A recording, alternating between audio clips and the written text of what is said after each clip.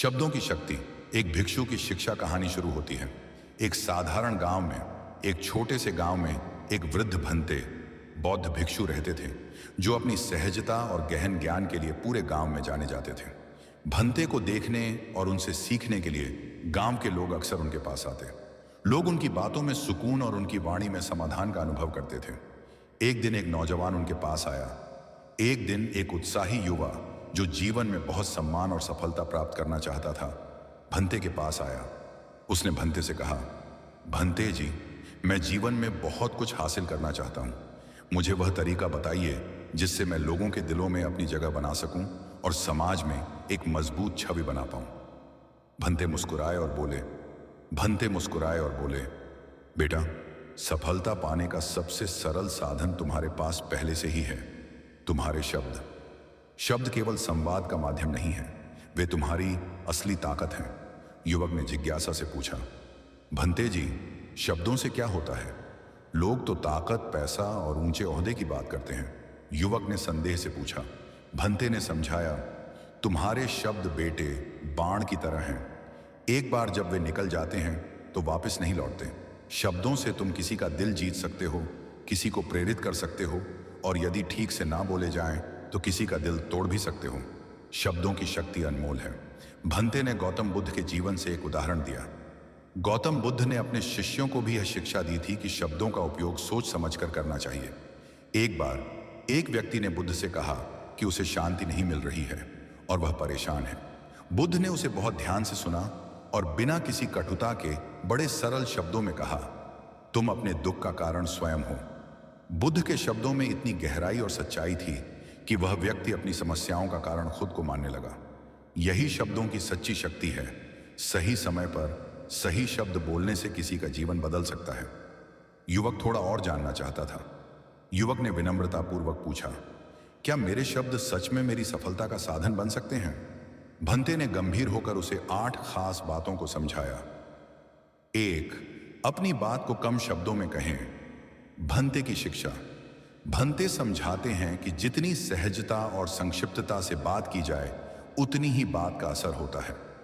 भटकाव और अधिक शब्दों का प्रयोग करने से सुनने वाले की समझ पर प्रभाव पड़ता है। उदाहरण, बुद्ध के जीवन में एक बार एक व्यक्ति ने उनसे पूछा कि जीवन का सार क्या है। बुद्ध ने केवल 4 वाक्यों में उत्तर दिया, दुख है, दुख का कारण है, दुख का अंत है और दुख को समाप्त करने का मार्ग है। इन 4 आर्य सत्यों में ही उन्होंने जीवन के गूढ़ अर्थ को व्यक्त कर दिया। भंते बताते हैं कि इस तरह जब हम अपने विचारों को संक्षेप में व्यक्त करते हैं तो वे प्रभावी हो जाते हैं। 2. दूसरों का दिल जीतें। भंते की शिक्षा। भंते बताते हैं कि शब्दों का असली उद्देश्य दिल जीतना होना चाहिए। कठोर शब्द किसी को जीत नहीं सकते, लेकिन विनम्रता और प्रेमपूर्ण शब्दों से लोग आपके साथ जुड़ सकते हैं।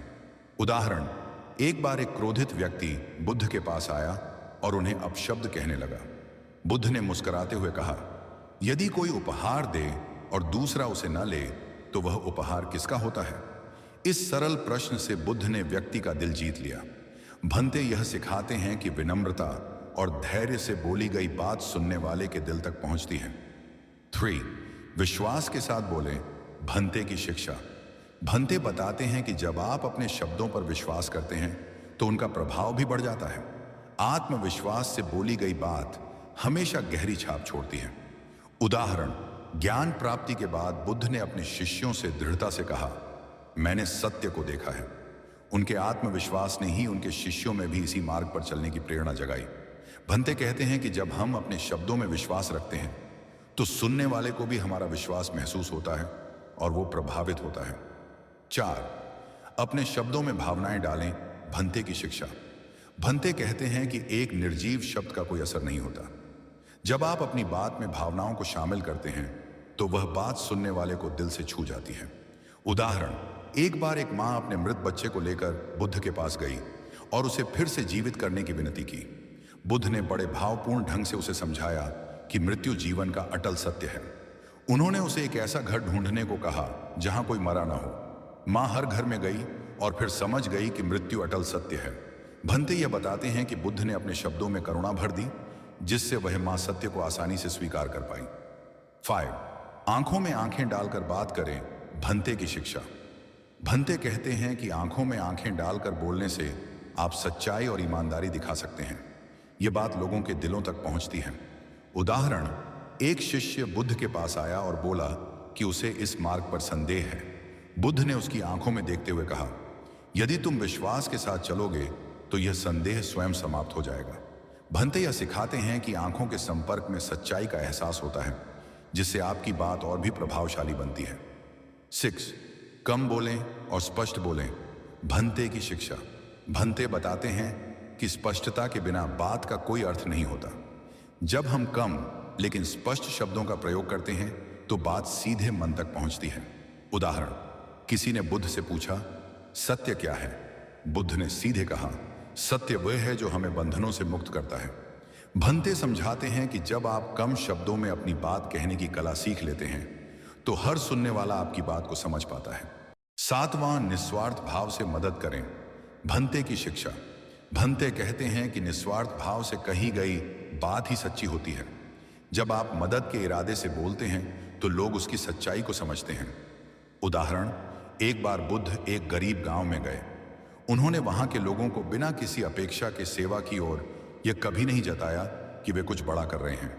भंते यह कहते हैं कि जब आप निस्वार्थ भाव से लोगों की मदद करते हैं तो लोग उसे समझते हैं और आपकी बात का असर गहरा होता है। 8. सुनना सीखें। भंते की शिक्षा।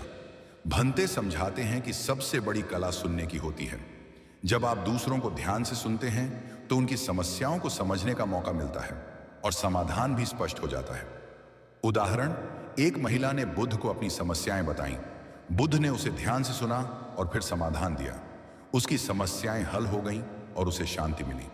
भंते कहते हैं कि सुनना दूसरों को सहारा देने का पहला कदम है, जिससे वे आपकी ओर आकर्षित होते हैं। कहानी का सार। भंते के ये उपदेश लोगों के दिलों को छू जाते हैं। वे समझाते हैं कि शब्द केवल बोलने का साधन नहीं है, बल्कि आपके विचारों, भावनाओं और विश्वासों को दुनिया के सामने प्रस्तुत करने का सबसे सशक्त माध्यम है। जब हम बुद्ध के इन उदाहरणों को समझकर इन्हें जीवन में उतारते हैं तो हम भी अपने जीवन में बदलाव ला सकते हैं और दूसरों के जीवन में भी रोशनी फैला सकते हैं।